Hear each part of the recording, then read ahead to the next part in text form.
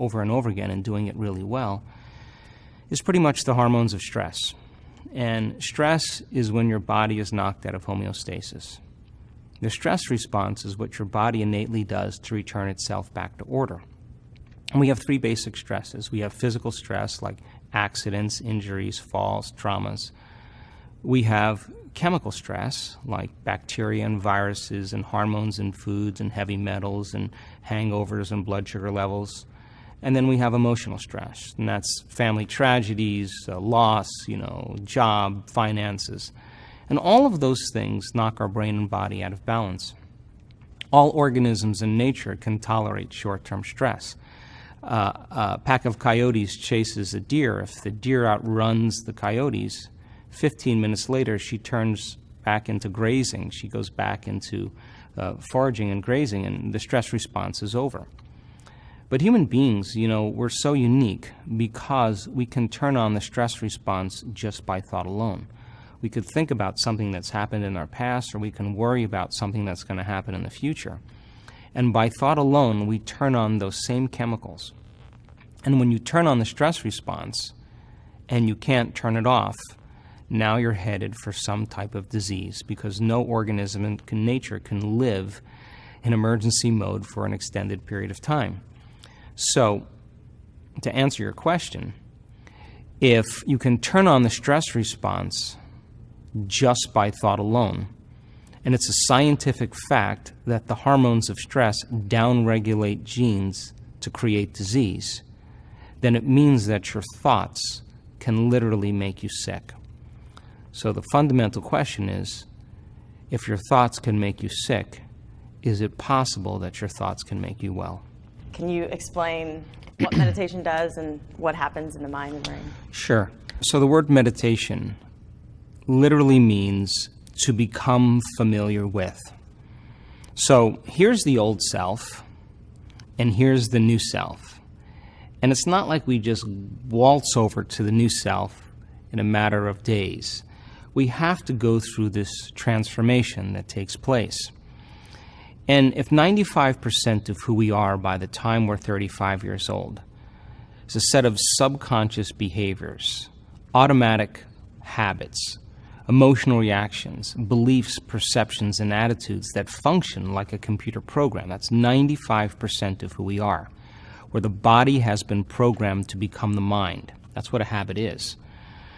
And we're going to begin to change with the 5% of our conscious mind. You can imagine that you can think positively all you want, but if you feel negatively, because you've been feeling that way for the last 30 years, mind and body are in opposition. You could create the most fabulous dream board in the world with all the things you want in your life, but if you feel unworthy, that's mind and body in opposition. The idea then is to recondition the body to a new mind. So here's the old self and here's the new self. And you're going to embark on change. The moment you decide to no longer think a certain way, to act a certain way, or to feel a certain way, you are going to step into this river of change. Because the hardest part about change is not making the same choice as you did the day before. So we think 60 to 70,000 thoughts in one day. Out of those 60 to 70,000 thoughts that we think in one day, 90% of those thoughts are the same thoughts as the day before. Now, the same thoughts always lead to the same choices. The same choices always lead to the same behaviors. The same behaviors create the same experiences, and the same experiences produce the same emotions. And those emotions drive our very same thoughts. And our biology, our neurocircuitry, our neurochemistry, our neurohormones, and even our genetic expression stays exactly the same. So now, there's a principle in neuroscience that says that nerve cells that fire together wire together. If you keep thinking the same way, keep making the same choices, keep demonstrating the same behaviors, keep reproducing the same experiences that stamp the same networks of neurons into the same patterns, all for the familiar feeling that you've grown accustomed to called you, then you begin to hardwire your brain into a very finite signature. And that finite signature becomes our identity. almost like a box in the brain. There's no literal box in the brain, but it's the most commonly fired, neurologically wired set of thoughts, behaviors, and emotions that's acquired through frequent repetition. So how you think, how you act, and how you feel is called your personality. And your personality creates your personal reality. That's it. So then, if you wanted to create a new personal reality, a new life, you'd have to change your personality, which means you'd have to start thinking about what you've been thinking about and change it. You'd have to become aware of your unconscious habits and behaviors and even what you say and modify them. And then you'd have to look at those emotions that keep you anchored to the past and decide if those emotions belong in your future. So most people try to create a new personal reality as the same personality, and it doesn't work. We literally have to become someone else. So the word meditation then means to become familiar with.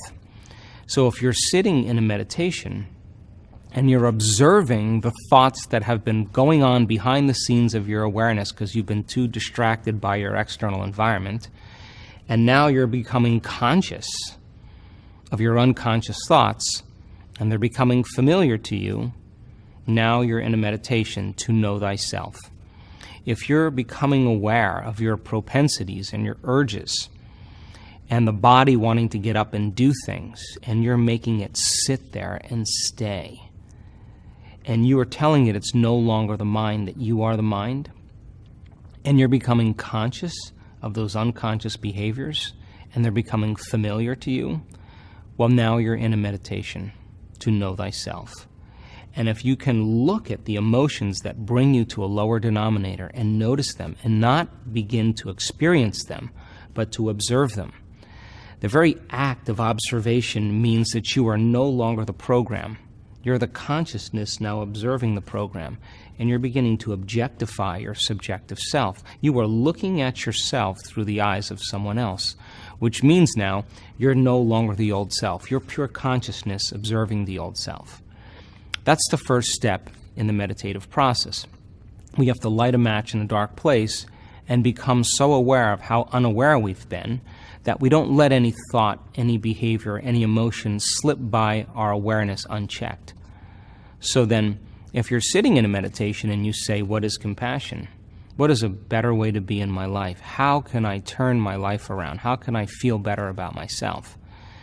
And you begin to think about what thoughts you do want to fire and wire in your brain. You begin to review the behaviors of how you are going to live in this new life. The act of rehearsing them mentally begins to change the brain from living in the past to living in the future. In other words, mental rehearsal is going to cause the brain to look like that experience has already occurred. So now your brain has a new installation of hardware. That's priming the brain for the future. If you do that enough times over and over again, nerve cells that fire together, wire together, it'll begin to become familiar to you. And if you can cultivate the elevated emotion before the experience, in other words, the materialist, the person who's waiting for their wealth to come to feel abundance, they're living by that model of cause and effect. But the quantum model is about causing an effect, which means you begin to experience your own worthiness and your abundance before it occurs. If you can begin to reproduce that elevated emotion, or even healing or wholeness, when you reach that point where you're able to cultivate that emotion over and over again, it'll begin to become familiar to you. So the process of change in the meditative model requires unlearning and relearning. It requires breaking the habit of the old self and reinventing a new self. What we say in neuroscience, pruning synaptic connections and sprouting new connections, unfiring and unwiring and refiring and rewiring, unmemorizing emotions that are stored in the body and then reconditioning the body to a new mind and to a new emotion, no longer signaling the same genes in the same way, but signaling new genes in new ways. Beginning to pull your energy out of the past and beginning to invest your energy into the future. So we use the model of meditation because it's important for people to disconnect from their external environment. If you close your eyes and you eliminate all the distractions from your outer world, the people and things and places, all of a sudden your brain waves are going to begin to change.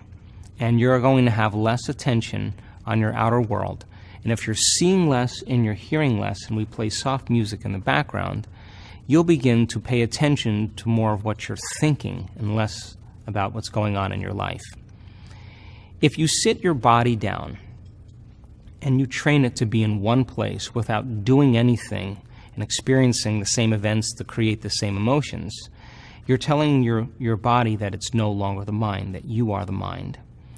And if you are no longer thinking about the predictable future or the familiar past, and you are present in the moment, that's the moment your inner world starts to become more real than the outer world. And that's the moment you can begin to make substantial changes in your own personal physiology. So the research that we've done, and we've measured over 3,500 brains in meditation, and I can tell you that without a doubt that you're at your absolute best when you forget about yourself, when you get beyond yourself, when you become nobody, no one, no thing, nowhere, and no time. That's the moment you become pure consciousness. And that's the moment you're no longer living as a body in the environment and time. And consciousness is what actually executes and has the ability to change the brain and body in very unique ways. Now, we already know how to do this. It's just making it a skill. So then people spend the majority of their lives hoping and wishing and wanting and praying that there'll be some type of change within them.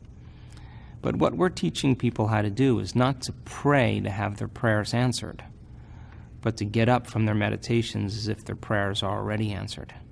Because when they're combining that clear intention of their future with that elevated emotion, they're literally changing their energy, they're changing their brain chemistry, they're changing the way their brain works, they're changing their genetic expression, they're changing their chemistry. They're literally becoming somebody else. And over again, when people do this, it may take them months to turn their disease around. But over and over again, we've seen this. They come back to a certain level of awareness, and the disease is no longer there. And it's almost like the disease existed in the old personality. They're literally someone else. And we've seen it enough times now to know that people reach a certain point with themselves where they feel so whole. They feel so satisfied with who they are. They feel so happy with themselves and their lives that they could care less if they have the disease. And that's the moment it goes away over and over again. So the other thing about meditation that's so important is that the purpose of meditation is to get beyond the analytical mind. Now, what separates the conscious mind from the subconscious mind is the analytical mind.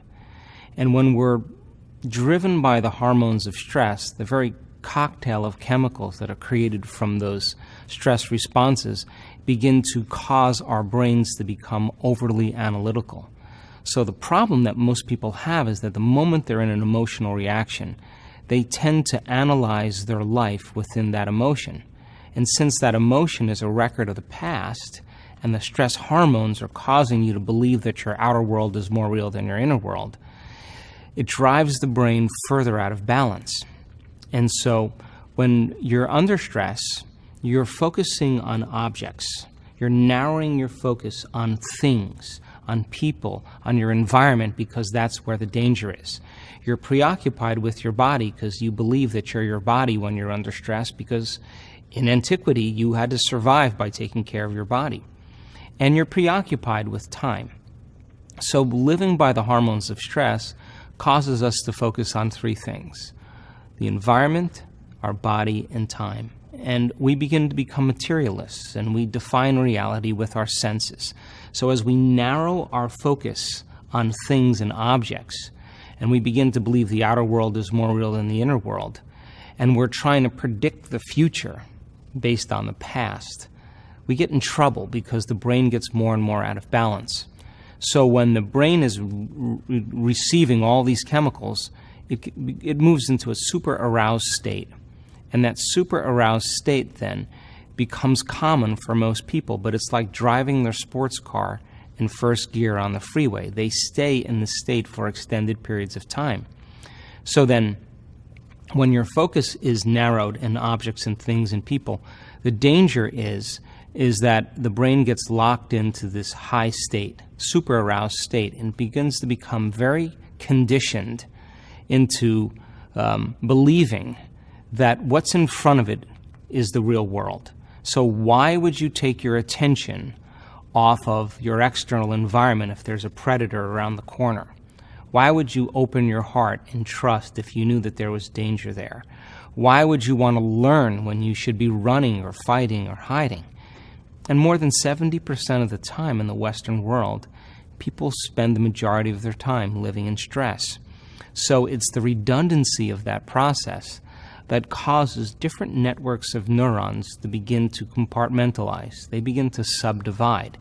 And as the brain begins to become incoherent and begins to become out of balance, when our brain is incoherent, we're incoherent. And when our brain isn't working right, we're not working right.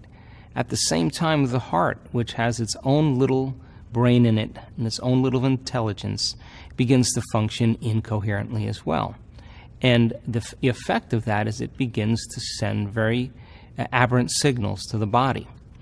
So then in meditation, when you disconnect from your environment, when you get beyond your body and you transcend linear time, and the inner world starts becoming more real than your outer world, the moment you forget that you're a name, that you're a gender, that you're a wardrobe, that you're a social security number, that you're a profession, that you're married, that you're single, that you're a vegetarian, the moment that you forget about who you are, your identity, your body, the things you own, the place you live, the place you're sitting, and you forget about time, all of a sudden, it's almost like the ego, the personality, is vacant.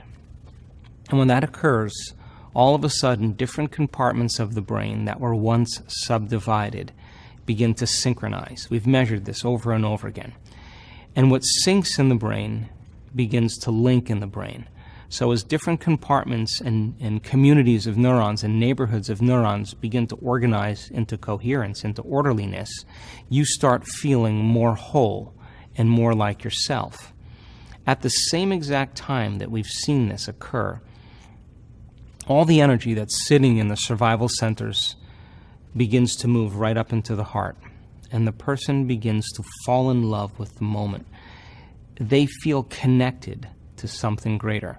When we live by the hormones of stress and we're determining our reality with our senses as materialists, we experience separation from possibility. We think we're separate from everything. We're living in a realm where we're defining reality with our senses, and if we can't see it or smell it or taste it or feel it, it doesn't exist. That's what those chemicals do. But when the energy moves into the heart, it begins to produce a profound magnetic field. When you're living by the chemicals of stress, you're drawing from this vital field around your body, and it's turning into chemistry, and the field around your body begins to shrink. We've measured this, and now you become more matter and less energy, more particle and less wave. Now, this is the problem. When people are matter trying to change matter in their life, and it takes a certain amount of time to get what they want, because they have to drag their body through space over and over again to finally reach their goals. They try to force the outcome. They try to predict the outcome. They try to control the outcome, because instinctively they're matter trying to produce an effect in matter. When that energy moves into this center and the field around your body begins to expand, you're no longer taking from the field, you are now contributing to the field. When that heart starts to get coherent and starts getting rhythmic and starts getting organized, it's like dropping a pebble in water. It's producing a wave. And if you can sustain this state, you're dropping pebble after pebble after pebble. and it's creating waves that keep going out. You're sending a signal out into the field. If you can feel profoundly and deeply, if you can feel richly, you're dropping bigger stones in the water and they're producing bigger waves. Now, all energy is frequency, and all frequency carries information. And if you had the intent of whatever it is that you wanted to be carried on that wave of energy, that elevated emotion, you would begin to broadcast a new signature into the field. And whatever you broadcast into the field is your experiment with destiny. And the longer your consciousness can linger in that energy, now you are calling your future to you. You are collapsing time, and space is moving towards you because you're creating from a realm beyond matter. You're more energy than matter in this realm. And when that occurs, when the brain is coherent and the heart is coherent, as the heart gets more organized and feels more coherent, it sends a profound signal to the brain. We analyze less, we trust more. We would never try to force the outcome or control the outcome. We trust the outcome because we feel connected to something greater. That state of being can be taught, and it can be sustained, and it can become a skill. And if you're able to regulate those states every single day, and able to get your brain and body working right before you present yourself out into the world, you'll be less likely to react to the people and conditions in your life. You'll less likely have your old habits and emotional reactions run who you are. And you'll less likely be thinking about the same predictable future or the familiar past because you'll be present in the moment. And that is when, that elegant state is when the miraculous and the uncommon begins to occur. And we've seen this in our workshops around the world where we've measured people's brains during meditation and their hearts. It is one of the most magical things you'll ever see. We can be looking at a monitor of a person's brain in real time during a meditation. And we're getting so good at this now because we can predict when it's going to happen. We'll see these little downloads from the field, ba-boom, ba-boom, and we start seeing them, we know something amazing is going to happen. And if we can look at a three-dimensional picture of the brain, all of a sudden we see the front of the brain talking to the back of the brain. We see the right side of the brain talking to the left side of the brain. We see different compartments of the brain beginning to synchronize. And when we start seeing that, we know that person is about ready to move into a whole brain state. The union of polarities is love. The two hemispheres coming together, the polarities, the duality of the two hemispheres uniting as one is love. It's when we start having that energy land right here at the center of oneness, the center of wholeness. The brain gets organized, the heart gets organized, and when we see that occurring, we can walk around and look at that person, and there are tears of joy running down their face because they are connected to something greater. And that intelligence that's giving us life, that's keeping our heart beating and digesting our food, that runs through the autonomic nervous system, it is the greatest healer in the world. All we have to do is get out of the way. And when we get out of the way, the operator, the tormentor, the personality who's instructing the body to stay in its limited states, once you're nobody, no one, no thing, nowhere, and no time, and the operator's gone, the autonomic nervous system begins to create order where there's disorder. It begins to do what it can do so well, which is create homeostasis and balance. It can begin to change chemistry. It can begin to change genes. It could begin to change neurological patterns. It could begin to move energy in the body. And the person always says the same thing. I didn't do any of the healing. It was the power within me that did the healing all along. All I had to do was just get out of the way. And so I think that we could only talk around these things, that you have to have the experience.